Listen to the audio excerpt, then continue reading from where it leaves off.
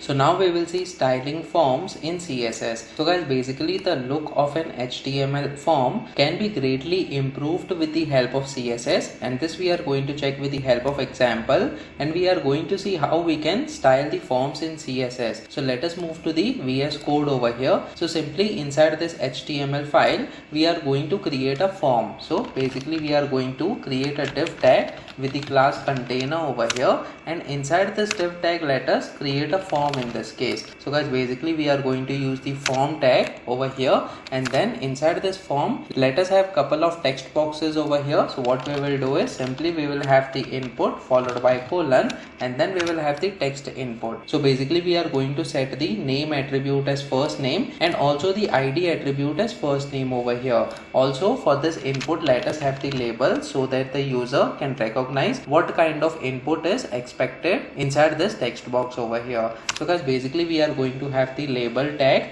and for the for attribute we are going to paste the value of the name attribute over here inside the input, that is the first name in this case, and then we are going to have the label that is first name, and after the first name let us have the line break over here so that the input is displayed on the next line in this case, and also we are going to have the placeholder over here. So we are going to say your first name in this case. So guys, basically we have the placeholder that will be displayed, in which case this particular text will be displayed inside the text box of the first name. Now guys, after this let us have couple of line breaks over here so that we can have another text box for the last name input field. So guys, simply I am going to copy these lines of code over here, and we are going to replace this first name with last name over here. So I am simply going to copy this last name and paste it to the ID attribute and for the for attribute as well, and over here we are going to say last name label, and for the placeholder as well we are going to say your last name in this case. So guys, in this way we have provided two text boxes. Let me just save this file now and try reloading this page on the browser. So as you can see we have the simple text boxes which is having first name and last name over here. Now guys, let us have another input in this case, and we are going to have the drop down option for the third input. So what we are going to do is we will use the select tag over here, since it will help us in order to have the drop down options. So what are the options that we are going to set over here? So we are going to set the list of colors. So guys, basically I am going to provide the name attribute as color over here, and also we will paste the same value to the ID attribute as well, and we are also going to have the label for the select tag, and we will say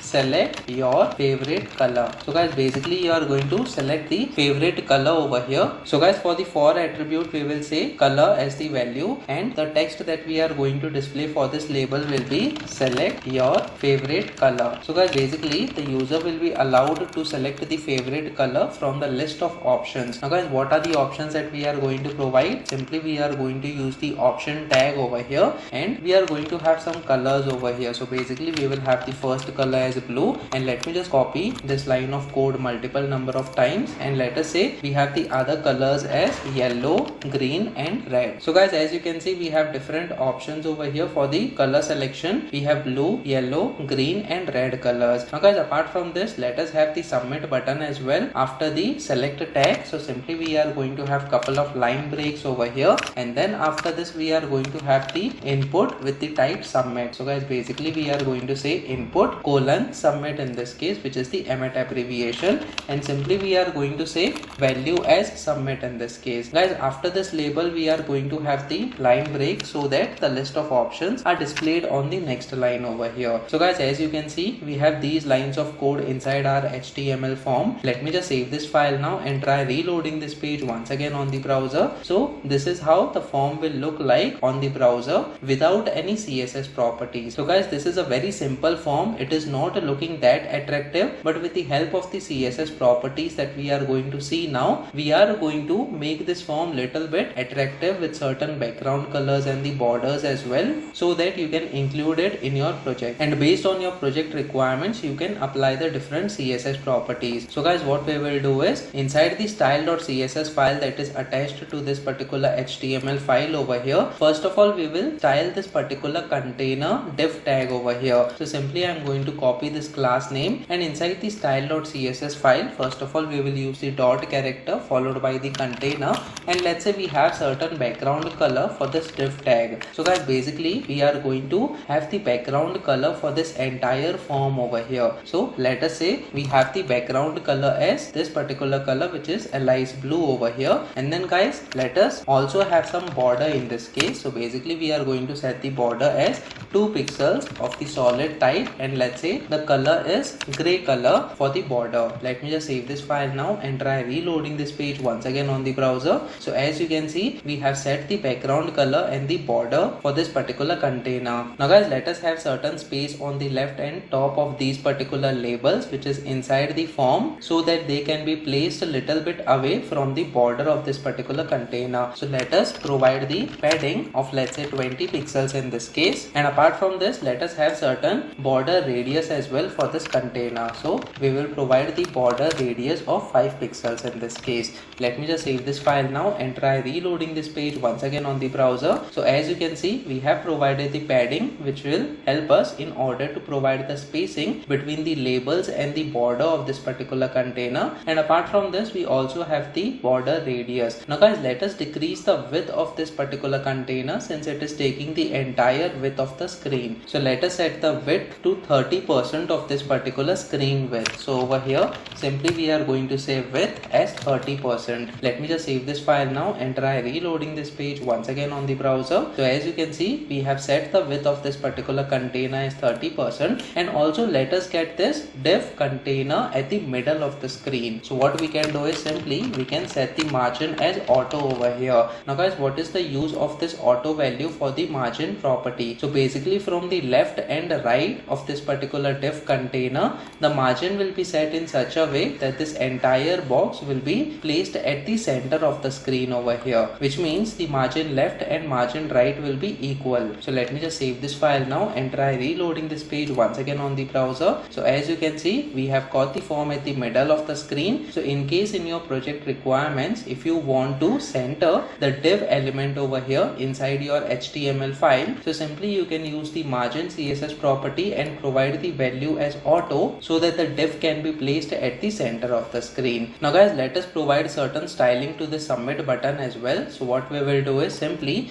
we are going to use the input tag, and what we are going to do is we will use the attribute selector over here, which is type equal to submit in this case. So guys, basically we have to use the square bracket, and then inside this we use the type equal to, and then inside the single quotes or double quotes we can use the value that is submit over here. So guys, basically we are using the attribute selector, which will help us in order to select this particular button. Now guys, what we will do is simply we are going to set the background color in this case. So basically we are going to set the value of this background color as green color over here, and apart from this, let us set the color as well in this case, and the value will be white over here so that it goes well with the background color of green. Now guys, apart from this, let us also set the padding of 5 pixels in this case so that the text can be easily displayed inside the button, and apart from this, let us also have the width of the button as 100% over here so that the button takes the entire space as far as the width of this particular div container is concerned. Now guys, let me just save this file now and try reloading this page once again on the browser. So as you can see, this is the button that is getting displayed over here. Let us remove this border that is already present by default,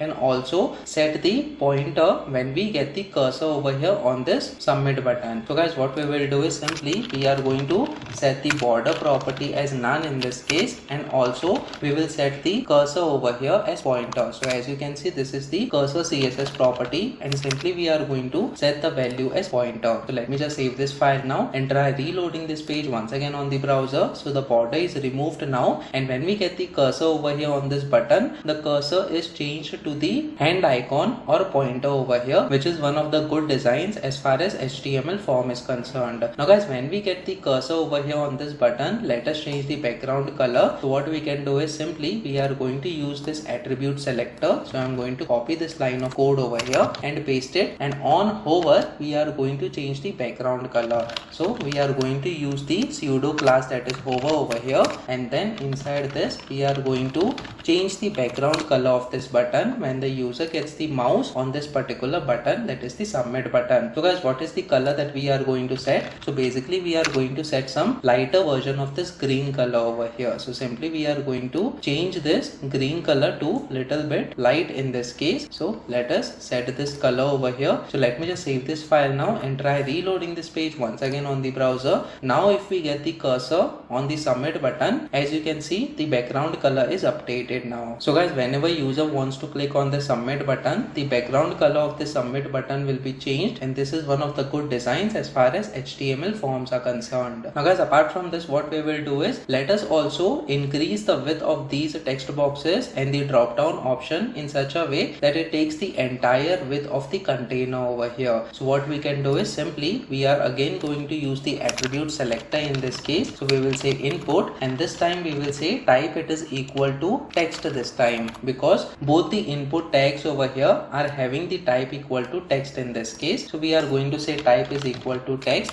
and then apart from this we are also going to provide the same CSS property to this select tag as well. So guys, we are going to provide a comma over here, and then we are going to provide the select tag. So guys, in this way, if you want to provide the same CSS properties to multiple HTML elements, you can separate them with the help of the comma over here before providing the CSS properties. Now guys, what we will do is simply we are going to say width it is equal to 100% in this case. Let me just save this file now and try reloading this page once again on the browser. So as you can see, the width of both the text boxes and the select drop down options is updated to the 100% width of the div container over here. Apart from this, let us also have the border box in this case. So guys, basically we are going to have the box sizing CSS property, and then we will set the value as border box in this case. Let me just save this file now. This will help us in order to set the width of these two text boxes get aligned with the drop down option and the submit option over here. So guys, let me just reload this page once again in this case. So as you can see, the right hand side of both these text boxes are now aligned with the drop down option and the submit button as well. So guys, in this way you can use your own CSS properties just like how we have used over here in order to style our HTML form. Apart from this, you can also have the h2 header over here before the div container. So guys, basically we are going to have the h2 header,